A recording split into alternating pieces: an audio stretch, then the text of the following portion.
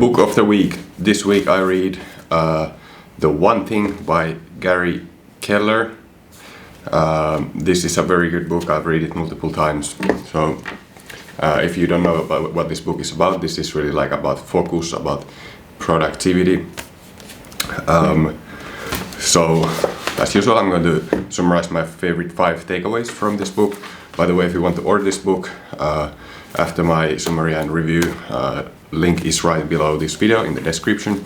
You get it from bookdippers.com. So I highly recommend this. This is probably like one of my top 10 books really ever. This is so important, like such a good book. Overall, I just like it. It's just the right length, I think. These days I really, because I read a lot of books, I appreciate really like books that get to the point and that I get the most value for my time. Like I don't want to just read some fill-in pages because they need to sell like a thicker book. So this is a very good book. So here's the number one thing, first idea. So you want to be focusing on being extremely good at one thing. Of course, there is you could argue that there is some use of being like a polymath, and there's all these people like Tim Ferriss, and then of course there's Ben Franklin and Leonardo da Vinci and all of these guys. But the truth is still no matter how good you get at many things, you still have a certain amount of time, and the more things you do, the less you are going to be at any one of those things. You're going to spread yourself to many things, and then not become really good at anything. And I think it's fine. Why not do something really focused and then later have a second career or something? That's fine. You don't need to have a boring life just doing one thing necessarily. But if you want to really get good at something, you need to focus. So you want to go small. You want to pick up this one thing.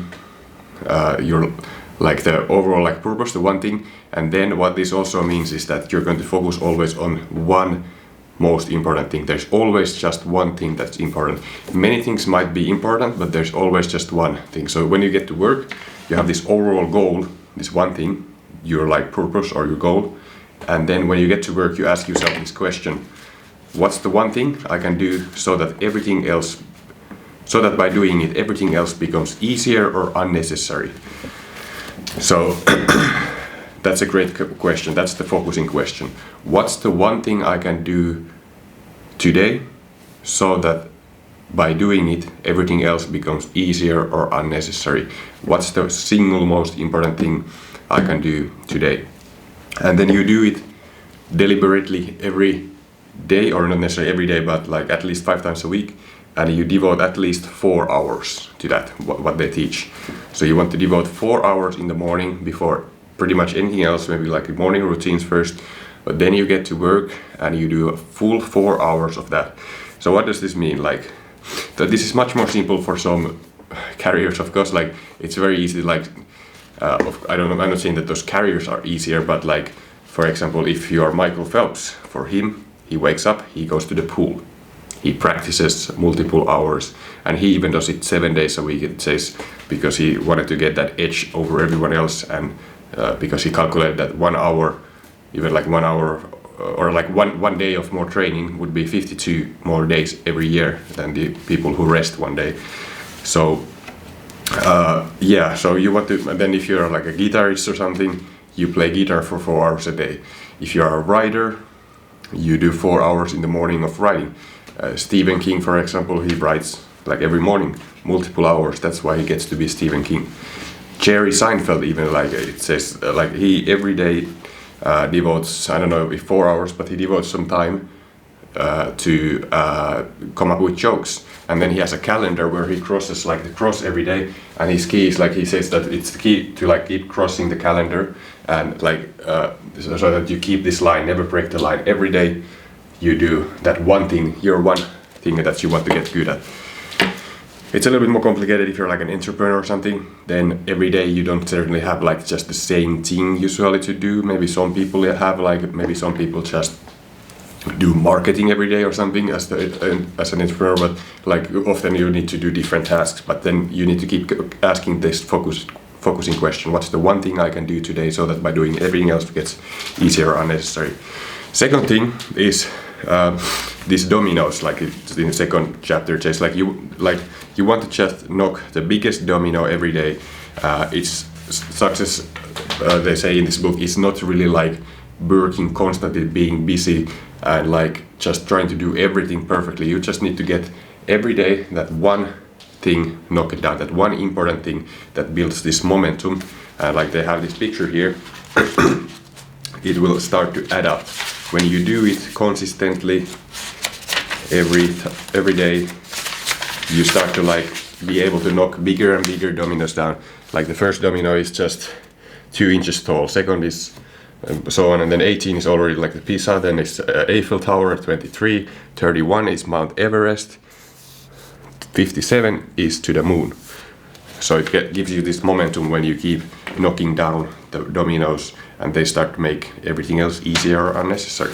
So then third thing is multitasking is bullshit. Like you don't want to multitask. That's one of the lies, big lies of success.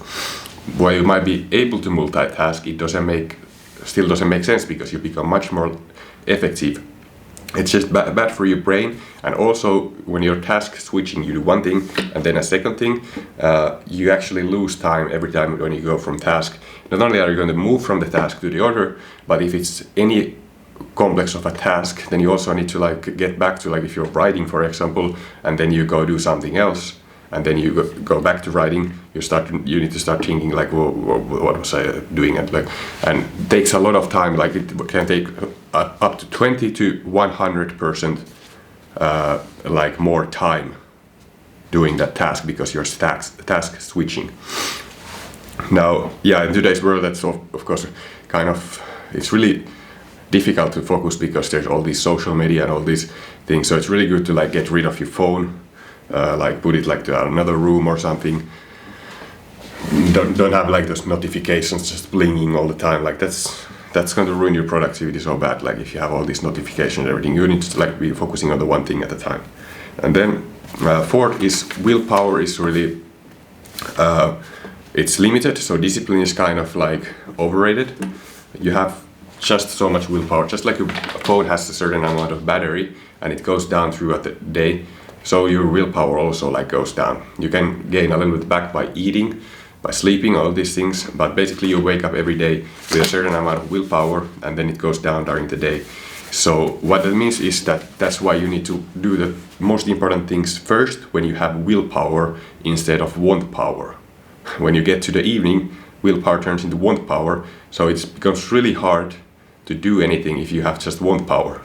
So willpower is in the morning. And then if you like do your day job or something first, and you like go get the groceries and cook the food, and you have a family, take care of your kids and stuff like, and then you try to like at 8 p.m. like try to like get some work done on your business or something. You have just one power left. You don't have willpower. So that's why rather like wake up earlier and just get to like your one thing early in the day. Then fifth idea is that think as big as you can. The thing is that hard work is really just hard work. So like, if you really think about it, like the hardest worker in the world is not like necessarily the most successful. Like it really comes down to really thinking big. Like you can go to like India and look at people. There's people who work like around the clock almost, and they are not the richest people in the world. So it's hard work doesn't really equal like success alone. So you can work hard, of course, but what's more important is like, because there's many people who work hard, but this thinking big part is really like what separates like the extraordinary results from like less results. Because when you're thinking big, there's a picture here. When you think big, your actions also match what you're thinking. You start to take different actions, but when you think small, there is no way that your actions suddenly like take you to a bigger goal. They will be small as well, and they will take you to the small goal. So that's why it's important to think big. Here, Big outcome, actions. Small outcome, actions. Small outcomes result in small actions. So it might really, of course, some like big businesses and everything are really hard to build, but sometimes like you can like make the same amount of effort, but because you're thinking small and setting small goals, you're only like getting to the small things, and then when you thought bigger, you wouldn't necessarily do something harder, you would just do something different and get bigger results. So thinking big is really key. So that's it, 5 ideas. Get this book, give this video a like if you find it helpful, and that's it. See you next time.